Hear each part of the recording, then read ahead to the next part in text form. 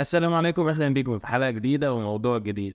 الحقيقة حلقة النهاردة ما كانتش مخططة بالموضوع اللي انت شفته في العنوان او في الغلاف، ولكن يعني بالصدفة لقيت الموضوع ده، فقلت ليه ما اعملش حلقة عن الافاتار او عن الصور بالذكاء الاصطناعي. كانت الحلقة المخصصة النهاردة عن شرح جديد في تطبيق كاب كات، ولكن انا الفترة الأخيرة نزلت شروحات كتيرة حتى شرحنا التطبيق من البداية. مش عاوزين نستعجل، دي حلقة استثنائية عشان الموضوع ده في ناس بتحتاجه، ومع الوقت برضه هننزل شروحات تطبيق كاب كات ومواضيع اكتر وشروحات احترافية. وبرضه هتلاقي في وصف الفيديو لينك سلسلة كاب كات من البداية، شرحنا كل أداة بالتفصيل تقدر انك انت تشوفها، فهتلاقي اللينك في وصف الفيديو. بس يا ريت بقى قبل ما نبدأ موضوعنا النهاردة تعمل لايك للفيديو ده. اي حد مهتم بالذكاء الاصطناعي او تعديل صوره بالذكاء الاصطناعي، فالنهاردة معايا فكرة سهلة جدا، يا ريت تبعت له الحلقة دي. ويلا بينا نبدأ موضوعنا النهاردة. احنا في حالة النهاردة مش هنحتاج سيرفرات ولا هنحتاج كمبيوتر ولا هنحتاج اي حاجة. كل اللي عليك وبشكل سهل جدا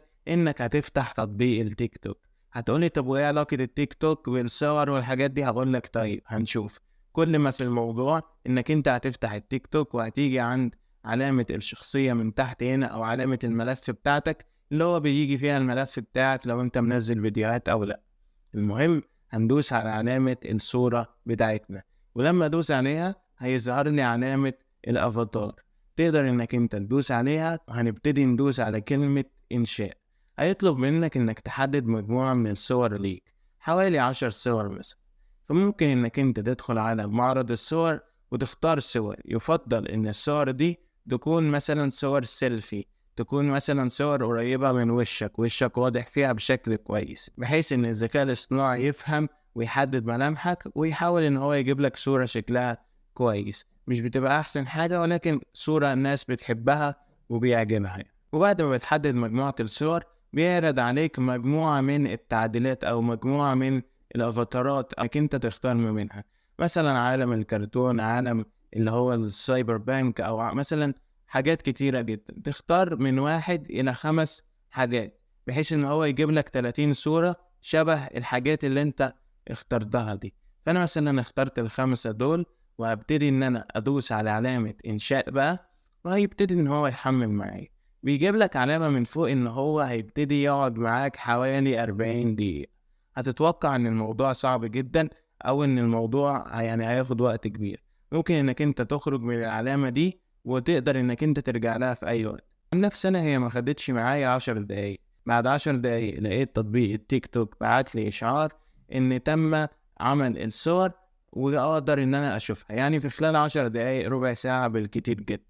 بعد ما الصور اتعملت اقدر ان انا اشوفها، واقدر ان انا احدد على اي واحدة منها، وكمان اقدر ان انا اخليها كصورة شخصية ليا على البروفايل على التيك توك، او اعمل لهم كلهم تنزيل مرة واحدة، واقدر ان انا اشوفهم كمان من المعرض عندي. ال30 صورة، واختارهم بقى واستخدمهم في اي حاجة انا عاوزها. كمان بيقدم لك ميزة انك انت ممكن كل يوم تعمل الموضوع ده ويجيب لك مجموعة من الصور.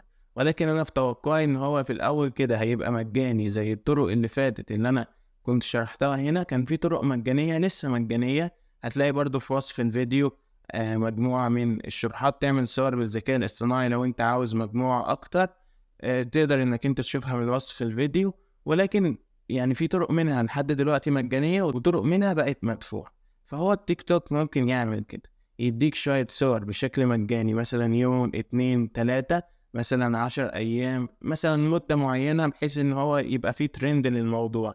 بعد كده لما الموضوع يكون عليه طلب هيبقى بفلوس، وتقدر انك انت تدفع له فلوس عشان تاخد الخدمة. طبعا هيعلي من جودة الصور عشان تدفع فلوس، بحيث انك انت تدفع حاجة وتاخد مقابلها حاجة. وبس كده، دي كانت الطريقة السهلة معانا. في وصف الفيديو هتلاقي لينكات حلقات كاب كات، حلقات الذكاء الاصطناعي، سلاسل متكاملة وشرح بالتفصيل الممل. كمان ان حلقة النهاردة تكون فادتك. انا اخوك يحيى، متنساش تدعمني بلايك على الفيديو ده. والسلام عليكم ورحمة الله وبركاته.